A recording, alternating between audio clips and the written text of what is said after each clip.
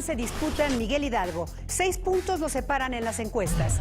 Se tambalea la reelección del ombudsman Raúl Plasencia.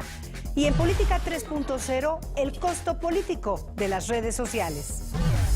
Todo lo que digan, qué hacen y cómo se mueven los políticos tiene una meta: ganar 2015. Esto es Red Política, una producción de El Universal y Proyecto 40.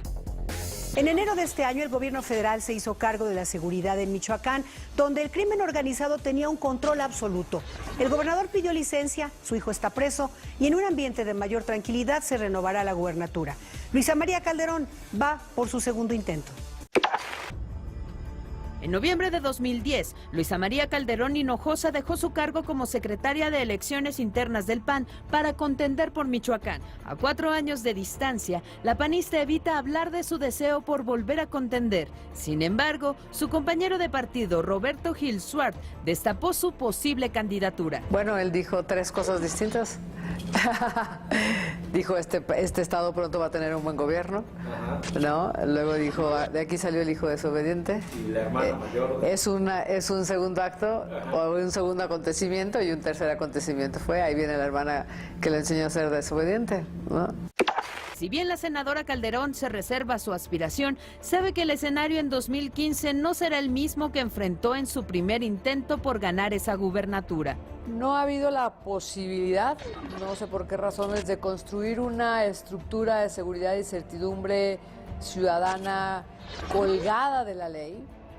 Pareciera que al secretario de Seguridad y al comisionado lo que les preocupa es los números, ¿no? Que no haya estadísticas de delincuencia. De 2010 a la fecha, el crimen organizado asesinó y desapareció a líderes de distintos partidos políticos. Se dio el michoacanazo y a distintos actores políticos se les vinculó con grupos criminales. La gente aprendió a vivir bajo amenazas y extorsiones. Por esta razón, la hermana del expresidente Calderón exige que dentro del PAN se tenga un protocolo para la selección de candidaturas que sean competitivos y sobre todo que no tengan nexos con el crimen organizado. Aprendimos, pero hoy la ciudadanía va a ser poco tolerante con los políticos, ¿no? Están como muy hartitos. Podrá leer más de esta entrevista con la hermana del expresidente Calderón en El Universal. Por cierto, a estas alturas no se sabe quién será el candidato priista, pero por el PRD con certeza irá Silvano Aureoles. El convulsionado Guerrero es otro estado donde se elegirá gobernador en 2015. Por la crisis, Ángel Aguirre Rivero pide un referéndum para revocar su mandato. ¿Pero qué es y en cuáles casos sirve este ejercicio democrático? ¿Referéndum? ¿El qué? ¿Qué se refiere a algo? El referéndum es un medio que permite a la sociedad organizarse. ¿Cómo entender la figura de la consulta popular o referéndum cuando por primera vez se pondrá en marcha en México? Según la Ley Federal de Consulta Popular, todos los temas de trascendencia nacional podrán consultarse, siempre y cuando impacten a la mayoría o parte significativa de la población. Sin embargo, hay 6 excepciones: los derechos humanos, la composición de México como república representativa, democrática, laica y federal, la legislación electoral, la seguridad nacional, el funcionamiento de las Fuerzas Armadas y los ingresos y gastos del Estado. Se dice en la norma que se necesita al menos, estamos pensando en un porcentaje de gente que tendría que ir a votar para que fuera una consulta vinculatoria, es decir, obligatoria. En 2015, las 3 principales fuerzas políticas impulsarán distintas consultas. El PRI propone disminuir el número de diputados y senadores, el PAN el aumento al salario mínimo y el PRD, junto con Morena, la reforma energética. Los temas deberán ser aprobados por la Suprema Corte de Justicia.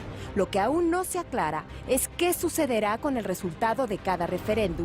Automáticamente va al Congreso y el Congreso la tiene que votar otra vez, se discute esta normatividad que se está preguntando. Eso todavía no se sabe con toda certeza. La pregunta deberá ser elaborada sin contenidos tendenciosos o juicios de valor y formulada de tal manera que produzca una respuesta categórica en sentido positivo o negativo. Los únicos que tienen facultades para convocar a un referéndum referéndum son el presidente, el 33% de los diputados o senadores y el 2% de los ciudadanos inscritos en la lista nominal de electores. Luego de la ola de violencia en Guerrero, Ángel Aguirre Rivero ha pedido al INE utilizar la consulta para que los guerrerenses decidan si revocan su mandato. Sin embargo, el INE y el Congreso de ese estado han dicho que no están facultados para convocar a dicho referéndum. En el 2000, el PAN perdió Miguel Hidalgo, uno de sus ya escasos bastiones en el Distrito Federal. A 9 meses de las elecciones, ¿cómo anda el blanquiazul en esa demarcación? En la encuesta del periódico El Universal de esta semana, preguntamos la intención de voto en la delegación Miguel Hidalgo. En este caso, lo que podemos ver es una ventaja del PRD, pero no muy marcada, con el PAN prácticamente en una posición de empate. En este caso, Morena se encuentra en una cuarta y lejana posición, a diferencia de lo que habíamos visto en los otros casos. Sin embargo, lo que sí es semejante a lo que habíamos visto en las dos encuestas anteriores es que los otros partidos no alcanzan en ninguno de los casos más allá del 2%. El análisis de esta fotografía del momento lo tiene Salvador García Soto. Pues si uno ve el margen de error de la encuesta y la diferencia que tiene, estamos hablando de 3 puntos prácticamente porcentuales, es decir, solo el PAN podría competir fuertemente con el PRD. También yo creo que habría que ver quiénes son los candidatos, eso también cuenta mucho. Ahora estamos hablando solo de intención de voto a nivel de partidos. Miguel Hidalgo es una delegación que históricamente ha pasado del PAN al PRD, y antes cuando era una delegación, no una jefatura delegacional, fue gobernada por el PRI, es decir, una delegación que ha aprobado ya todos los partidos, por lo menos estos 3, y en ese sentido, sí, el PAN me parece que aparece como el partido que puede directamente competir, pero el dato más importante me parece que es que la suma de PAN y PRI pues arrasa, digamos, ya al PRD en una delegación como esta, que es muy significativa, digamos, en el panorama electoral de la ciudad. En las redes sociales, el que no cae resbala. Esta es una premisa que deberán tener en cuenta los aspirantes a un cargo de elección popular en 2015. Arturo, buenas noches. Estela, buenas noches. Los políticos han encontrado en las redes sociales el terreno perfecto para llegar a cientos de miles de personas escribiendo solo 140 caracteres. Según el World Internet Project 2014, 9 de cada 10 internautas usan redes sociales, y de ahí la importancia de lo que tuitean servidores públicos, políticos y líderes sociales. Por ejemplo, recuerdan el tuit "Tenemos sismo" de Marcelo Ebrard, se ha convertido en un clásico, y cuando se han registrado temblores en el Distrito Federal ha sido trending topic en distintas ocasiones. Algunos políticos han dejado las tribunas y llevan a las redes sociales sus debates, como Juan Ignacio Zavala cuando llamó reina de las flores a Javier Corral. Una discusión de más de 12 tweets. Guadalupe Acosta y Javier Lozano también han discutido en Twitter, pero sin duda hay publicaciones que incluso han perjudicado la imagen de los políticos o les ha costado su puesto. Un caso muy recordado es el de la Lady Profeco. El tuit lo protagonizó la hija del titular de esa dependencia cuando la joven amenazó con cerrar un restaurante de la colonia Roma y logró su clausura. Su padre, Humberto Benítez Treviño, fue removido del cargo. Por otra parte, el panista Carlos Treviño fue criticado tras llamar simio a Ronaldinho en Facebook. Treviño propuso pedir disculpas de rodillas. Otros han sido exhibidos en las redes, como Luz María Bernstein, la lady senadora, acusada de prepotencia al retrasarse para llegar a un vuelo. Otros, como Ivonne Ortega, por ejemplo, prefieren usar YouTube para difundir o apoyar distintas iniciativas. Por esta razón, los políticos que participarán en los comicios de 2015 deben usar con cuidado sus cuentas en redes sociales y adoptar una estrategia definida, o correrán el riesgo de ganar o perder votantes en las próximas elecciones. Estela. Un refrán clásico dice: el que se mueve no sale en la foto. Y eso parece haberle ocurrido a Raúl Plasencia, que vaya que se movió para amarrar una reelección que a estas alturas ya se ve muy cuesta arriba.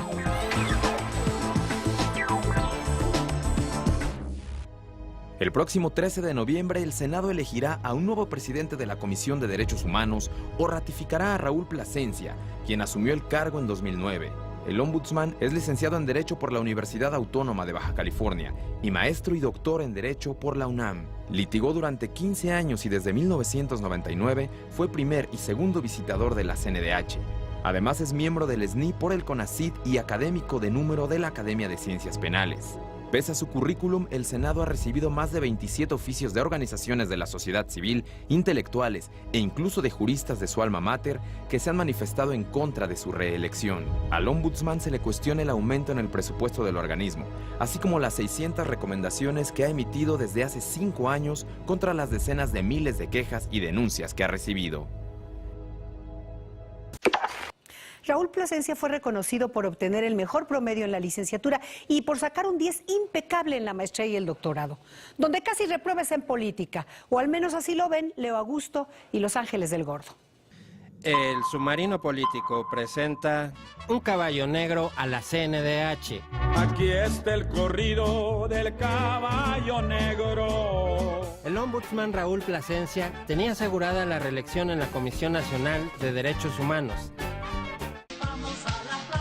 Técnicamente, Plasencia nadaría de pechito hacia la ratificación en el Senado. Entonces, lo asaltó la locura por el poder. Por considerarlo un serio contrincante, Plasencia se lanzó al ataque de Luis Raúl González Pérez, abogado general de la UNAM, y el rector Narro separó a los desplumados gallos. Sin vergüenza ni dignidad, cuando don Raúl no tocaba la lira, sacaba la matraca. El ombudsman estaba en campaña. Las pifias abrieron la baraja de aspirantes a la CNDH, donde destacan 3 personajes: Ricardo Bucio, Mauricio Fara y Emilio Álvarez y Casa de la Comisión Interamericana de Derechos Humanos, cargo al que llegó impulsado por Marcelo Ebrard. La semana pasada se dejó ver en Puebla en un encuentro de organizaciones de la sociedad civil para cabildear su candidatura y aprovechó para tomarse una simbólica foto. El buen juez, por su causa, empieza. Álvarez y Casa dejaría un puesto de mayor relevancia por una poderosa razón. La Comisión Interamericana tiene mucho prestigio, pero poco presupuesto, lo que es equiparable a estar casado con la duquesa de Alba. No te apartes de mí. Resulta mayor el honor que el placer. En el contexto de la desaparición de los 43 normalistas de Ayotzinapa, vale recordar que en 1995 en Aguas Blancas ocurrió una matanza de 17 campesinos. 9 meses después, el gobernador Rubén Figueroa pidió licencia. Hoy, la petición del PAN de desaparición de poderes es una estrategia para deslindarse de un hombre al que apoyaron al grado que su candidato declinó los días previos a la elección en 2000. Gustavo Madero pidió el voto para Ángel Aguirre. En aquel tiempo el PRD, Convergencia, el PT y hasta Andrés Manuel López Obrador apoyaron a un gobernador al que hoy desconocen. ¿Qué pasará con Ángel Aguirre cuando se conozca dónde están y qué ha pasado con los estudiantes? Recordemos, faltan 8 meses para elegir gobernador. Es un gusto recomendarles esta semana la lectura de El Zarco de Ignacio Manuel Altamirano, un gran autor del siglo XIX, y no por ello le tenga miedo, de verdad que vale mucho la pena leer esta historia.